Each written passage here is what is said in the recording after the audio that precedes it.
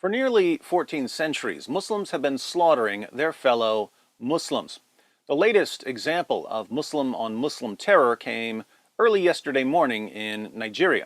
CNN reports at least 50 people were killed on Tuesday in a suicide bomb attack at a mosque in northern Nigeria on the border with Cameroon, police told CNN. The attack happened in the town of Mubi in Adamawa State as worshippers were gathering for the Fajr dawn prayer at around 5:20 a.m. local time, said Othman Abubakar, a police spokesman. The bomber was about 17 years old, Abubakar added. Many more people were injured and taken to nearby hospitals. So far, no one has claimed responsibility for the attack, but over the past 8 years, jihadist group Boko Haram has carried out hundreds of deadly attacks on mosques, schools, markets, and churches in northern Nigeria. Despite nearly 14 centuries of Muslim-on-Muslim violence, Western politicians and reporters regularly assure us that Muslims who kill other Muslims aren't real Muslims because a real Muslim would never kill a fellow Muslim. Somehow, Islamic terrorist groups never seem to get that memo. This raises the obvious question: why have Muslims been killing their fellow Muslims for nearly 14 centuries? Let me give you 4 reasons. First, Muhammad ordered his followers to kill apostates, people who leave Islam. In Sahih al-Bukhari 69:22, Muhammad declares, "Whoever changed his Islamic religion, kill him."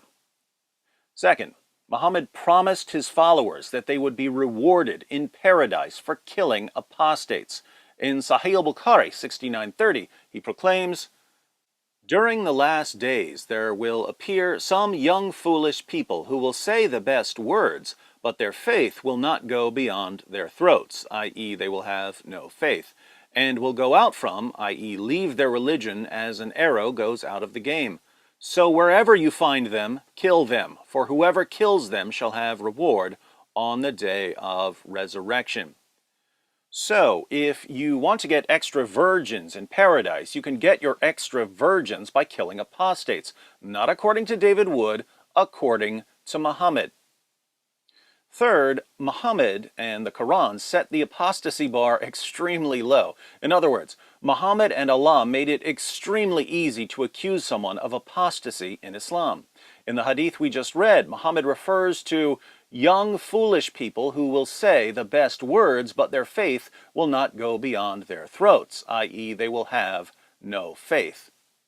We tend to think of apostasy as officially renouncing one's religion. But Muhammad commands his followers to kill people who are saying the right words, but whose faith doesn't go beyond their throats. These aren't people who renounce Islam. These are people who claim to be Muslims, but don't have any real faith. Muhammad orders his followers to kill them. How do we know whether a Muslim has real faith, according to the Qur'an?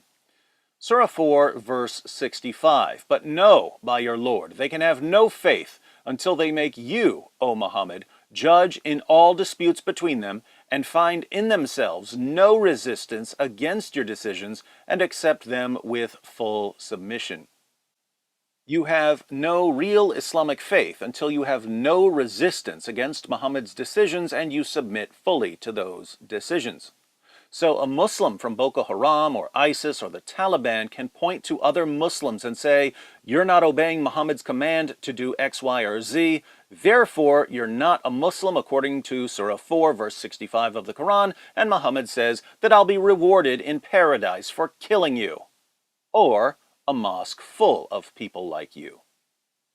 Fourth, Muhammad's companions showed by example that the best Muslims are the ones who kill Muslims they disagree with.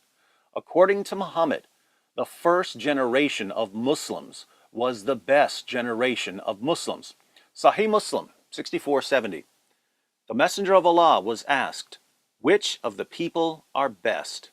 He said, "My generation, then those who come after them, then those who come after them."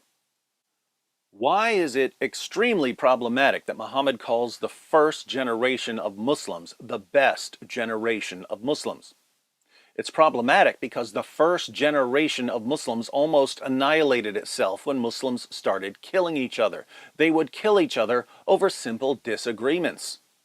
For instance, Aisha, one of Muhammad's widows, a woman who's called the mother of the faithful in Islam, led an army against the forces of Ali, Muhammad's cousin and son-in-law, who was called the commander of the faithful and the fourth of the rightly guided caliphs. Their armies clashed at what's known as the Battle of the Camel, where somewhere around 10,000 Muslims died in bloody combat. They weren't killed by Christians. They weren't killed by Jews. They weren't killed by atheists. They weren't killed by pagans. They were killed by their fellow Muslims. That's how the first generation of Muslims handled their disagreements. They slaughtered each other. And Muhammad himself pointed to that generation and said, "These are the best Muslims ever." Two takeaways.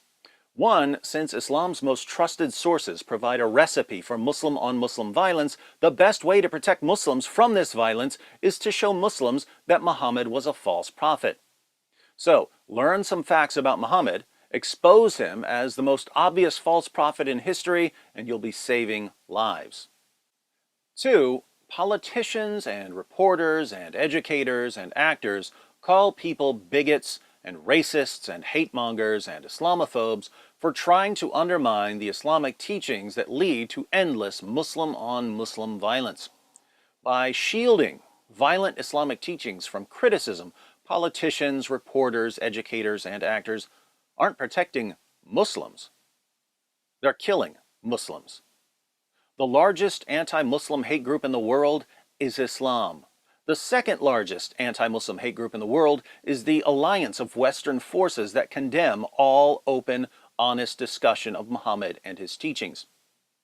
If you'd like to join me in protecting Muslims from the Islamic teachings that are getting them killed, and from the alliance of Western politicians, reporters, educators, and actors that are protecting the ideology that's getting them killed, be sure to subscribe and to watch these videos, which will equip you to refute and expose not only history's most dangerous ideology, but also the heartless leaders and entertainers who defend and promote it.